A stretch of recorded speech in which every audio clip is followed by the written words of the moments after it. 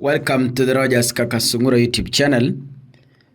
I have been consistent in asking about the 1.1 billion Kenyan shillings that was said by the Ministry of Education itself that was sent or is being sent to ghost students as capitation annually. I've been asking tough questions on this issue and especially pressing hard to receive answers on the same. This was said by Migos Ogamba himself when he was being grilled. He admitted from his own mouth. He said, yes, as the Minister of Education, we lose 1.1 billion annually to ghost students. After Migos has realized that pressure is increasing from Kakasungura, after he has realized that I'm pressing hard this issue, he has decided again to go back to the media and denounce the statement. So Migos Ogamba again is saying that he was misquoted. I misquoted him. Hii dunia, listen to what he's saying. Migos Ogamba is saying, has refuted the claims that the government disbursed 1.1 billion to ghost students across the country. Ogamba is now saying that he never confirmed the existence of the ghost schools. Naona vile ameruka kamba tena huyu mzee. Kwa sababu amekamatiwa chini. Sasa ameruka kamba anasema yeye hajui.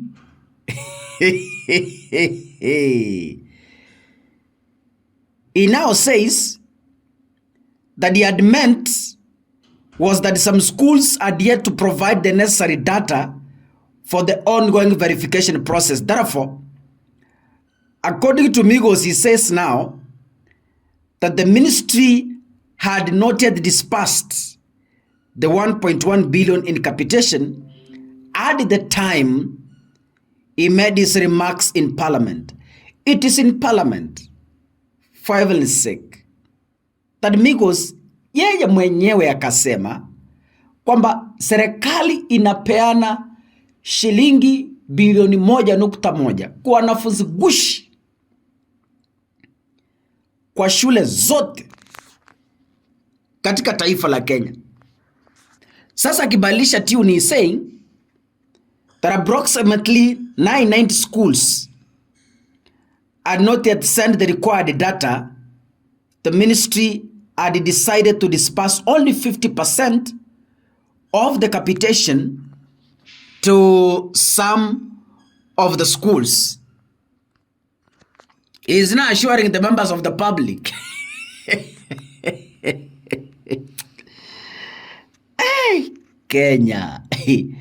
You know, Kenya is a country where Kakasungura, I go out there, I make a bold statement, maybe as a government official. After my statement starts to be criticized and it becomes a topic on the media, it's a culture in Kenya that you go and say you were misquoted. You remember, let me give you an example. The Cabinet Secretary for Interior, Kipchumba Murkomen, there's a time he visited one of the police stations in Kenya and told police officers, even the video was available, was telling police officers, you know, anyone who comes near police station, shoot that person. We came here and asking, what kind of order is Murkomen giving? So anyone who goes to report a case in any police station deserves to be shot. 2 days later, Murkomen came again and said, I was misquoted. I didn't mean that police should shoot innocent citizens. I was misquoted. Not only Kipchumba Murkomen. There is a time William Ruto aliambia askari wapige vijana risasi ya mguu. After he was criticized, harshly criticized, pressure ikapanda. He went to one of the rallies in Kenya. Akasema he was misquoted. Yeah? He didn't mean kwamba polisi waanze kupiga vijana marisasi kwa mguu. Today, Migos Ogamba is also saying he was misquoted. He went to parliament himself and he announced to the world and the country and they said the Ministry of Education loses 1.1 billion annually to ghost students. That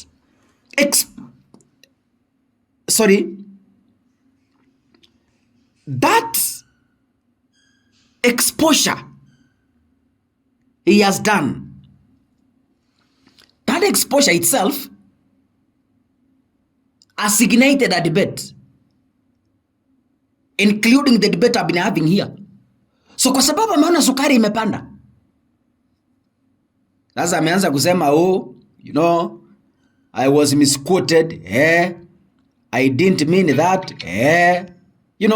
It's something we are used to from the government. While he appeared to the National Assembly, even the answers are there. The remarks drew criticism from the MPs and on social media. And the MPs demanded from CS Migos Ogamba, because I was watching that interview. Ni ile iko mrefu siwezi cheza hapa. The MPs demanded to know what action Ogamba has taken against the ministry officers who are doing this in broad daylight. Particularly given his admission that corruption is widespread within the Ministry of Education. The CS said the verification process is not yet complete and no action had been taken yet, as that could only be done once culpable officers have been identified. Since the exercise began, Migos Ogamba said that 10 secondary schools have been closed, which he said they don't have students, lack of students. Ziko tu kwa record, hazina wanafunzi. Bwana Cabinet Secretary, no amount of defense is going to convince us that your ministry doesn't lose 1.1 billion annually. Forget. God bless you.